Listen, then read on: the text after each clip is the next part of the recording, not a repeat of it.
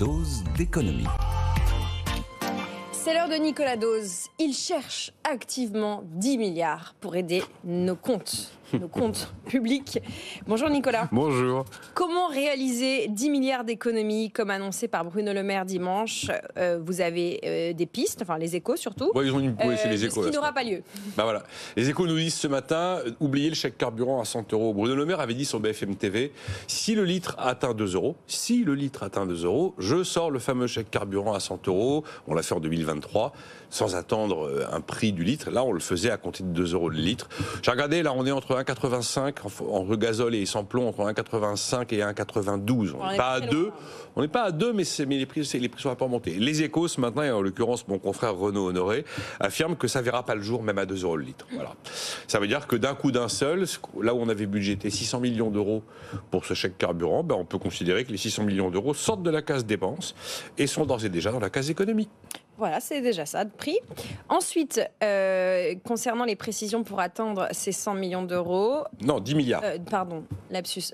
Enfin, pas du tout lapsus, erreur. 10 milliards, il y a quelque chose qui concerne notre formation. C'est ça. Alors, c'est une mesure qui a été votée en 2023, jamais appliquée parce que le décret n'a jamais été publié. C'est l'histoire du reste à charge sur le compte personnel de formation. Et là, l'idée serait d'imposer que le salarié qui fait une formation paye 10% de la formation de sa poche. Jusque-là, il ne paye rien.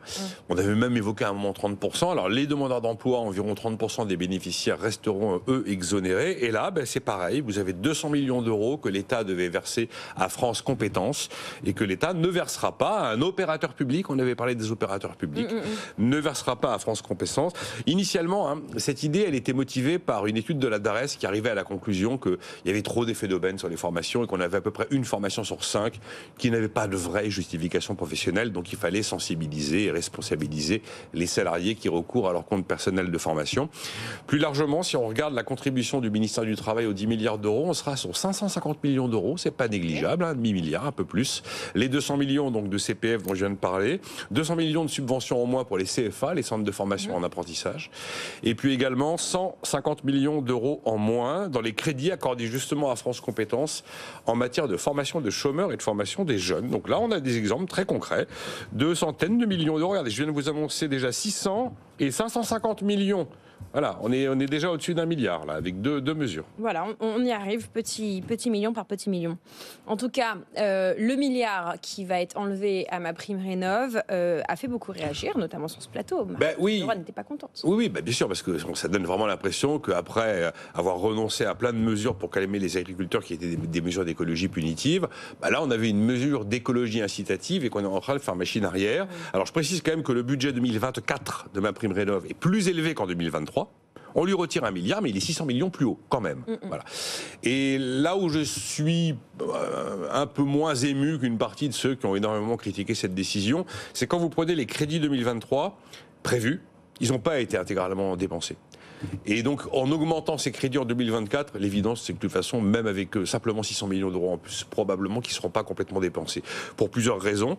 Plus qu'un vrai problème de crédit et de subvention, MaPrimeRénov' a un problème de manque d'agents agréés, RGE, reconnus garants de l'environnement pour réaliser des travaux de rénovation. Ensuite, la constitution du dossier est complexe. Et puis, la MaPrimeRénov' change de cette année. Elle est vraiment très largement soutenue et très largement subventionnée quand on fait des rénovations globales de l'ensemble du logement. Absolument. Et pas lorsque l'on fait uniquement les fenêtres d'un côté ou la chaudière de l'autre. Ce qui veut dire qu'une rénovation globale, même avec une subvention publique revue à la hausse, ça laisse un reste à charge quand même important pour les ménages. Et le poids de ce reste à charge risque d'inciter beaucoup de ménages tout simplement à renoncer. Je prends le pari que même avec simplement 600 millions d'euros de plus dans MaPrimeRénov' en 2024, l'ensemble des crédits prévus n'auront pas été consommés. Donc on n'est pas dans le coup de canif ultra violent dans la politique de transition écologique d'après moi. Voilà, on continue à déchiffrer au sens propre ces annonces et les possibilités sur la table. Certaines ont parlé de, je cite, tournant de la rigueur. Oui, Est-ce que cette expression est correcte à propos? Pas un peu exagéré? Je ne trouve pas. Je ne trouve pas qu'on puisse parler d'austérité ou de tournant de la rigueur, pour plusieurs raisons. D'abord, 10 milliards d'euros à trouver sur 1300 milliards d'euros de dépenses publiques. Objectivement, c'est quand même pas le Pérou. Ensuite, essentiellement, on est sur des économies de dépenses de fonctionnement. On va demander à des ministères de renoncer à des projets de travaux, de renoncer à des déplacements. Il va y avoir des ventes de bâtiments publics, des réductions d'achats, aussi probablement un gel d'embauche de fonctionnaires dans la fonction publique d'État. Je rappelle que c'est la fonction publique d'État. Et justement, la dépense sociale n'est pas touchée, n'est pas concernée. Il n'y a absolument rien qui concerne les bénéficiaires des minima sociaux. Il n'y a rien qui concerne les retraités. On n'a pas quand même de hausse d'impôts à l'horizon qui pourrait mettre une couche de rigueur fiscale comme on l'a connu sous François Hollande.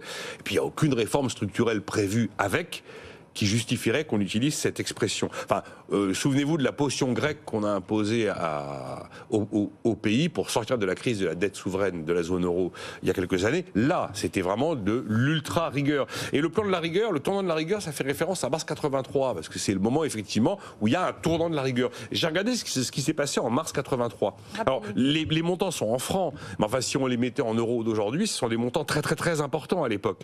15 milliards de francs de réduction de dépenses publiques, 4 milliards d'économies dans les régimes de sécu, 7 milliards de francs au titre de la réduction du déficit des entreprises publiques, 2 milliards de francs pour réduire le financement des collectivités locales. S'ajoute à ça un relèvement des tarifs publics, une taxe spéciale sur l'essence, une surtaxe de 1% sur l'impôt sur le revenu, une vignette sur les alcools, une vignette sur les tabacs, et on met en place un forfait hospitalier de 20 francs par jour le 1er avril 1983.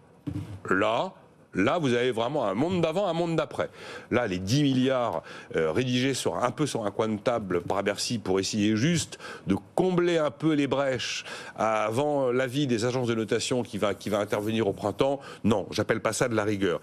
Il y a une critique qui pourrait être recevable, c'est de dire, oh là là, n'appuyez pas trop sur le frein au moment où l'activité ralentit, parce que c'est auto-réalisateur et c'est une politique procyclique qui va accentuer le risque de récession. Je pense qu'avec ça, objectivement, on n'en est pas là. Après, il y a une question que je n'ai pas éclaircie. Est-ce que 10 milliards d'euros, c'est brut ou c'est net ? Est-ce que dans les 10 milliards d'euros, c'est vraiment du net, parce qu'on a tenu compte du fait qu'on a mis 400 millions d'euros pour l'agriculture, qu'on a mis 500 millions d'euros pour l'hôpital public, qu'on a mis 120 millions d'euros dans l'hébergement d'urgence et qu'on vient de valider 3 milliards d'euros pour l'Ukraine ? Parce que si ce n'est pas du net, on ne sera pas à 10, on ne sera peut-être même pas à 5. Voilà. On peut peut-être aussi réfléchir à cette communication qu'il y a autour. Vous le rappelez, 10 milliards, c'est une paille comparée rapportée aux dépenses publiques. Oui, enfin, c'est quand même c'est une annonce lourde en termes d'annulation de dépenses par décret d'annulation. On n'est jamais allé jusque-là. Ça reste un montant important. Mais est-ce que c'est pas quelque part, vous voyez, l'État fait des efforts, on appelle à un peu plus de parcimonie, faire un peu plus attention à son budget, et l'État montre l'exemple ? Oui, alors en fait, en l'occurrence, si c'est que l'État, c'est parce que par décret, on ne peut pas faire autrement. On ne peut pas par décret jouer sur les comptes de la sécurité sociale, et on ne peut pas par décret pris au sein de l'exécutif jouer sur les comptes des collectivités locales. En plus, Agnès Benassi-Kéré de la Banque de France nous rappelait ce matin, et c'est vrai, quand vous prenez la dépense publique d'État, il y a 3 fonctions publiques, État, collectivités locales et hôpitaux, sécurité sociale. Quand vous prenez la dépense publique d'État française, elle n'est absolument pas délirante par rapport aux autres pays. Ce qui fait la différence en termes de dépenses publiques chez nous, c'est principalement la dépense sociale et aussi la manière dont sont gérées les collectivités locales. Mais sans loi de finances rectificative, une loi de finances rectificative ne pourra agir que sur la partie État, budget. Si on veut agir sur la partie Sécu, il faut une loi de finances rectificative SS, de sécurité sociale. Et donc, en agissant par décret, on n'a pas d'autre solution que d'agir uniquement sur les dépenses. Non, c'est vraiment de l'urgence, là. On cherche 10 milliards en urgence. Regardez, vous décidez, par exemple, que vous retirez 600 millions d'euros d'un coup qui était prévu pour un chèque carburant. Enfin, c'est vraiment de l'hyper-urgence pour pouvoir montrer patte blanche aux agences de notation et aussi au reste de l'Europe en disant c'est bon, on tient notre trajectoire pluriannuelle. Ayez pitié. Il y a de ça quand même. Voilà, on chiffre et on déchiffre l'économie tous les jours avec vous, Nicolas. Merci beaucoup pour cette quête de 10 milliards d'euros, ce décryptage.